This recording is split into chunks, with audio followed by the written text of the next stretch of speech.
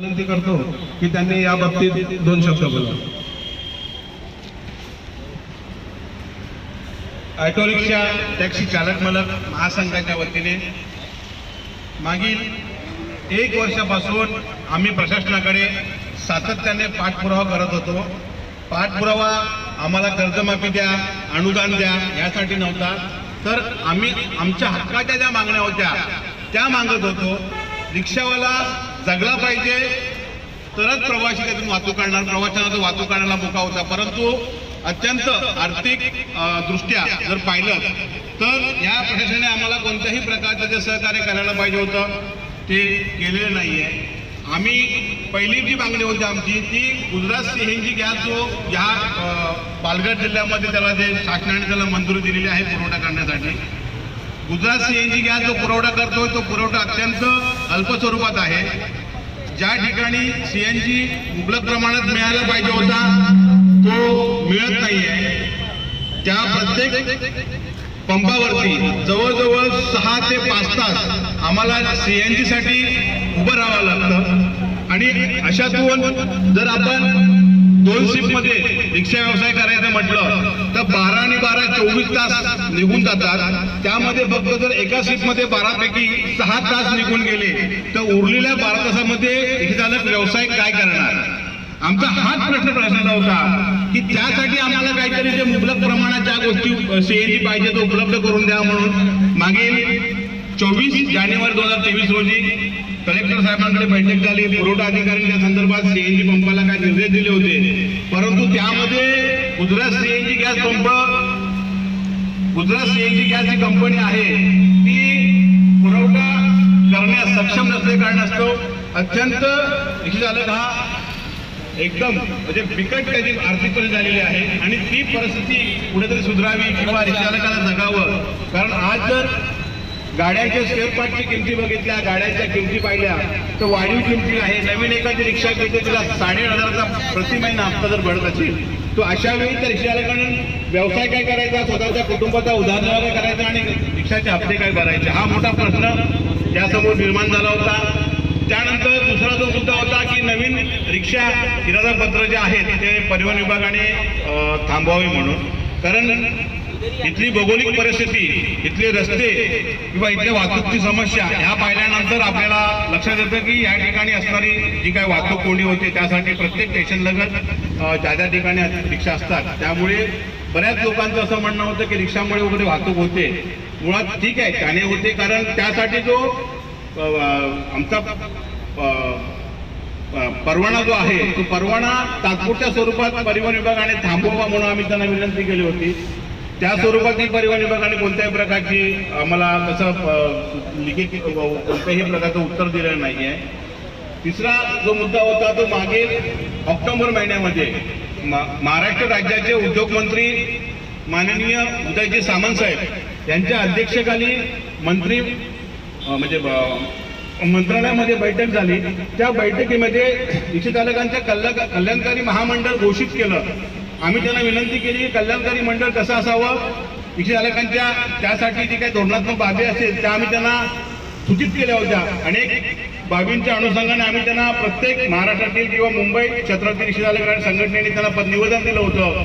कारण इतर महामंडळप्रमाणेच हे महामंडळ चालावं, रिक्षा चालकांना त्यांच्या आर्थिक सहाय्य मिळावं, त्यांच्या मुलांसाठी शिक्षणासाठी काहीतरी धोरणात्मक निर्णय घ्यावा अशा प्रकारचं हे केलं होतं. त्यानंतर तो कल्याणकारी महामंडळ घोषित केलं, परंतु त्याची अंमलबजावणी जी आहे आज 1 वर्ष होऊन गेलं तरी ती अंमलबजावणी होत नाही आहे.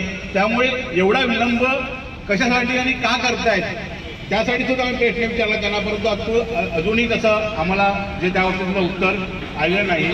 त्यानंतर सर्वांनाच माहिती आहे किंवा सर्वसामान्य माणसाची कोरोना काळामध्ये झालेली जी स्थिती होती, जगावं की मरावं असा प्रश्न निर्माण झाला होता. त्यावेळी सोशल डिस्टन्सिंगच्या माध्यमातून किंवा कोरोनाचा जो वाढता प्रभाव होता तो रोखण्यासाठी शासनाने लॉकडाऊन चालू केलं. त्या लॉकडाऊनमध्ये सुद्धा फक्त अत्यावश्यक वाहनांना परवानगी दिली होती. आणि असं करत असताना काही ठिकाणी रिक्षा व्यवसाय ज्या काही रिक्षा होत्या, टॅक्सी होत्या त्या सुद्धा बंद करून ठेवल्या. आणि जवळजवळ ते 1-1.5 वर्ष त्या गाड्या बंद होत्या. काही लोकांच्या गाड्या त्यावेळी फार खराब झाल्या, त्या रिपेअरिंग करायला जवळजवळ 20-25 रुपये खर्च झाला. अशा परिस्थितीमध्ये आम्ही त्यांना सांगितलं की मोटर वाहन कायद्यात तरतूद ज्याप्रमाणे तरतूद केलेली आहे, वाहनांची वयोमर्यादा निश्चित केलेली आहे, त्या वाहनांच्या वयोमर्यादेमध्ये फक्त आम्हाला तुम्ही 3 वर्ष वाढवून द्या. म्हणजे ज्या ठिकाणी 16 वर्ष आहेत ते आम्हाला 19 वर्ष करून द्या. तुम्ही आम्हाला त्यावेळी कुठलंही आर्थिक सहाय्य केलं नव्हतं, कुठल्याही प्रकारचं बँकेसाठी सहकार्य केलं नव्हतं. बजाज फायनान्स कंपनी तर रिक्षा चालकांचं कमरडं मोडलं होतं. अनेक लोकांच्या गाड्या परस्पर खेचून त्या परस्पर लिलाव केला. काही गाड्या ह्या ठिकाणून मालेगावला पाठवल्या, नाशिकला पाठवल्या, परंतु त्या ठिकाणी कोणत्याही प्रकारचं ते सहकार्य करायला पाहिजे होतं, ते सहकार्य केलेलं नाही. आणि आम्हाला ती मागणी राशी आहे की 3 वर्ष वाढवून द्या. आम्ही जर तुम्हाला कर्जमाफीचं म्हणत नाही आहोत किंवा आम्हाला अनुदान द्या असं म्हणत नाही आहोत, आम्हाला फक्त वाढीव 3 वर्ष दिली तर जो काय मागचा बॅकलॉग होता कोरोना काळातला तो लोकांना 3 वर्ष वाढवून व्यवसाय करून तो भरून करता आला असता. त्यानंतर या ठिकाणी मोटर वाहन सुधारित मोटर वाहन कायदा 2019ची अंमलबजावणी चालू झाली. फक्त त्या ठिकाणी हरकती मागितल्या गेल्या, परंतु हरकती मागितल्यानंतर सुद्धा त्या ठिकाणी नवीन धोरणात्मक दंडात्मक कारवाई करण्याची जी वाहतूक किंवा आरटीओला जी नियमावली दिली होती त्यामध्ये एखाद्या वाहनाला जर दंड पडला तो जवळजवळ 5,000, 10,000, 15,000 अशा स्वरूपाचा दंड तो होता. आणि त्यामुळे असे दंड भरणं आज सुद्धा वाहतूक शाखेने मारलेले दंड जे आहेत लोकांचे आजही 10,000, 20,000, 15,000 असे दंड भरणं बाकी आहे. आणि त्यामुळे असे दंड समजा जर वाढत चालले ज्या स्वरूपात, म्हणजे उदाहरण द्यायचं म्हटलं तर 122/77 जे कलम लावले गेले आहेत, की वाहनांचा वाहतूक कोंडी होते किंवा अडथळा निर्माण झाला म्हणून आम्ही तुमच्यावरती कारवाई केली. मुळात तो पहिला दंड 500चा असतो आणि दुसरा दंड ज्यावेळी जो मारला जातो तेव्हा तो 1500चा होतो. म्हणजे दंडाची रक्कम जी आहे ही वाढत चाललेली आहे. वाहतूक पोलिसांकडून जी दंडात्मक कारवाई होत असते नेहमी, परंतु दंड काही शासनाला तो मिळत नसतो. आणि अशा प्रकारे मग तो दंडात्मक कारवाई करण्यासाठी, दंडात्मक केलेली कारवाईच्या दंडाची भूदंड करण्यासाठी चालकाला कर्जबाजारी व्हावं लागतं. अशा स्वरूपाच्या ह्याच्यामध्ये ज्याप्रमाणे कर्नाटक सरकारने त्या ठिकाणी 50% सवलत देऊन लोकांची वसूल करून शासनाचा जो बुडीत महसूल होता तो कव्हर करून घेतला, त्याप्रमाणे महाराष्ट्र शासनाने सुद्धा तोच जो महसूल सुद्धा डुबणारा आहे तो न डुबून देता आम्ही तुम्हाला सहकार्य करतो. ज्या ठिकाणी तो 100% भरण्याऐवजी तुम्ही 50% किंवा ज्या त्यांच्या आर्थिक परिस्थितीनुसार तो भरून घ्यावा म्हणून आम्ही त्याला विनंती केलेली आहे. त्यानंतर दुसरा जो आहे तर वसई विरार शहर महानगरपालिकेमध्ये 2017ला 145 मंजूर रिक्षा थांबे या वसई विरार पालिका क्षेत्रामध्ये मंजूर केलेले आहेत. तरी त्याला परिवहन विभागातून मान्यता सुद्धा दिलेली आहे. परंतु या मान्यतेच्या आधारे आम्ही सातत्याने पाठपुरावा पालिकेशी करत होतो. पालिकेचे आयुक्त अनिल पवार साहेब ही कोणत्याही प्रकारची सकारात्मक भूमिका घ्यायला तयार नाहीये. त्यासाठी निविदा काढली, निविदेच्या माध्यमातून 64 लाख रुपये निविदा त्या लोकांनी मंजूर करून घेतली. आणि अशामध्ये फक्त 2 स्टँड दाखवायला फक्त ते उभे केले, ते म्हणजे वजार फाटा आणि आपला गडगपाड्याला स्टँड उभे केले. आणि पालिकेचं असं म्हणणं आहे की आम्हाला रस्त्यावरती स्टँड उभे करण्यासाठी अडथळे निर्माण होतात, लोक आम्हाला स्टँड उभे करून देत नाही. पालिकेला सांगितलं फेरीवाले बसतात त्यावेळी तुम्हाला अडथळा होत नाहीये. रिक्षाचा स्टँड उभा करण्यासाठी जर तुम्हाला अडथळा निर्माण होत असेल तर फायदा काय? आम्ही तुमच्याकडे असणारा आरक्षित भूखंड मागत नाही आहोत, तर आम्हाला आमच्या हक्काचा व्यवसाय करण्यासाठी तुम्ही दिलेल्या ज्या रिक्षा परवाना आहेत त्या परवान्यासाठी आमचा कुटुंबाचा उद्धारनिर्वाहासाठी आम्ही गाड्या उभं करत असतो. आणि अशा वेळी त्या गाड्या उभ्या करत असताना अधिकृत स्टँड नसल्या कारणास्तव आपल्याला वाहतूक शाखेच्या दंडात्मक कारवाईला आम्हाला बळी पडावं लागत आहे. असे अनेक प्रलंबित जे काही मागण्या होत्या आमच्या, त्या सातत्याने आम्ही कलेक्टर असेल, परिवहन विभाग असेल, तहसीलदार असतील, वाहतूक शाखा असतील, पालिका असेल, ह्या ठिकाणी आम्ही सातत्याने त्या पाठपुरावा करत होतो. परंतु ज्याप्रमाणे धोरणात्मक दृष्टिकोनातून जो विचार करायला पाहिजे होता शासनाने तो कोणत्याही प्रकारचा केलेला नसल्या कारणास्तव आज आम्हाला या महासंघाच्या माध्यमातून हे पाऊल उचलावं लागलं आणि रस्ता रोक करण्याची आमच्यावरती ही वेळ आली. हा लोकांचा उद्रेक आहे आणि लोकांच्या चालकांच्या उद्रेकाच्या माध्यमातून हा आजचा दिवस आलेला आहे. मला वाटतं की आज कलेक्टर साहेबांनी त्या संदर्भात, माझे सहकारी बोलले सुद्धा की कलेक्टर साहेबांनी त्या संदर्भात आपल्याला निवेदन दिलेलं आहे, त्यांचा प्रतिनिधी आपल्यासाठी पाठवलेला आहे. तर तो ठीक आहे, ते प्रतिनिधी आले, सर्व काही आले, परंतु ह्याच्यातून आमचा मार्ग निघणार आहे का सीएनजी बाबतीत? तर त्यांनी त्या प्रकारचं ठाम आश्वासन दिलं तर कदाचित आमचे बांधव आपल्याबाबत सकारात्मक भूमिका घेतील किंवा सकारात्मक निर्णय आपल्याला कळवतील.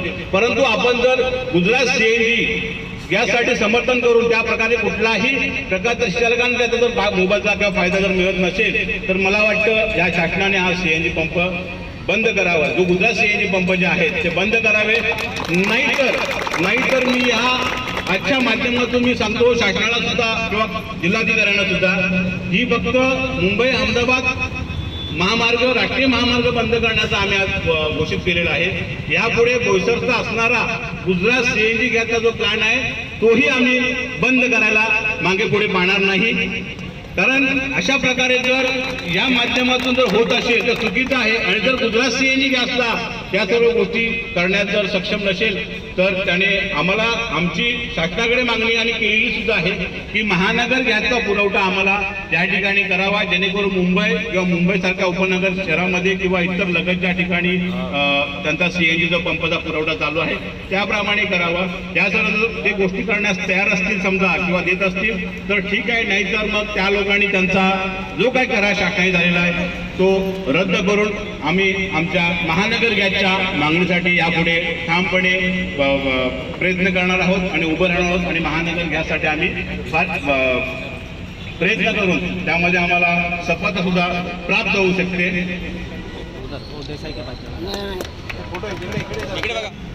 पेल्लार पोलीस ठाण्याचे अधिकारी माननीय श्री लक्ष्य साहेब त्यांनाही मी इथे बोलवतो आणि त्यांना निवेदनाबाबत माहिती देण्यासाठी सांगतो.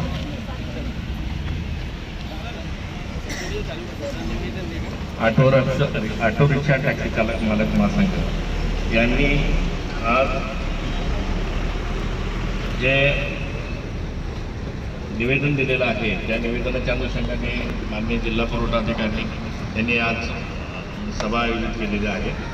सभेची वेळ 12 वाजता आहे. तरी आजच्या सभेला आपण उपस्थित राहून जे काय आपल्या अडचणी असतील तर त्या आपण तिथे सांगाव्यात आणि जरूर त्याबाबत आपल्याशी चर्चा होऊन जो काही सकारात्मक मार्ग निघेल तो आपण हे करावं आणि आजचं आंदोलन स्थगित करावं, प्रशासनानं सहकार्य करावे निवेदन. धन्यवाद सर. उपस्थित सर्व इलेक्ट्रॉनिक मीडिया यूट्यूब चॅनलचे संचालक, उपस्थित पत्रकार, प्रिंट मीडियाचे पत्रकार आणि आमच्या साथीला साथ नेहमी देणारे आमचे सर्व देसाई असतील, राजवाडे असतील, इतर सर्व पत्रकार बंधूंना आम्ही आमचे नेहमी सहकार्य असतात आणि आमची भूमिकाही त्यांना नेहमी पडलेली असते. रिक्षा चालकांच्या भूमिकेसाठी ते नेहमीच आम्हाला सहकार्य करतात. त्यांचे आम्ही आवर्जून आभार मानतो आणि त्यांनी जी प्रसिद्धी दिली प्रिंट मीडिया आणि इलेक्ट्रॉनिक मीडियाने मागील 8 दिवसापासून त्याबद्दल आम्ही त्यांचे आभार मानतो आणि अशाच प्रकारे आम्हाला सहकार्य आणि उपस्थित या रिक्षा संघटनेजवळ 40 रिक्षा संघटनेच्या पदाधिकाऱ्यांनी जे रिक्षा चालक इथे आलेले आहेत, जे पदाधिकारी आले आहेत, विशेषतः महिला वर्ग आमचे आलेले आहेत, त्या सर्वांचे आम्ही आभार मानतो. अशाच प्रकारचे तुमचे सहकार्य तुमच्या हक्कासाठी देत राहा. यश आज आपल्याला खऱ्या अर्थाने जिल्हाधिकारी बोलले आहे, त्याच्यामुळे आपण अर्धी लढाई जिंकलेली आहे. पोलीस प्रशासनाने आपल्याला विनंती केली, त्या विनंतीनुसार आपलं निवेदन सूचिका आपल्याला जे जिल्हाधिकाऱ्यांनी जे पाठवले त्या पद्धतीने आपण आजचा हे आंदोलन सध्या स्थगित करतो आहे. पुढील भूमिका अध्यक्षांनी जाहीर केलेली आहे. जर पुढील 15 दिवसात आपल्याला सकारात्मक भूमिका नाही आली तर आपल्याला महानगर गॅस आणल्याशिवाय इकडे पर्याय राहणार नाही. तरी आजचे आंदोलन अध्यक्षांच्या परवानगीने आपण स्थगित केलं असं मी जाहीर करतो. जय हिंद, जय महाराष्ट्र. विजय असो. आपण जे आंदोलन केलेलं आहे त्याला जिल्हाधिकारी कार्यालयातून सकारात्मक प्रतिसाद मिळाला आहे. त्यामुळे आजचं जे आंदोलन आहे ते आपण मुंबई अहमदाबाद राष्ट्रीय रोको आंदोलन जे आपलं होतं ते आपण आता इथे थांबवत आहोत आणि इथून जिल्हाधिकारी कार्यालय पालघर येथे आपण आता बैठकीसाठी उपस्थित राहणार आहोत. गुजरात CNG हटाओ, रिक्षा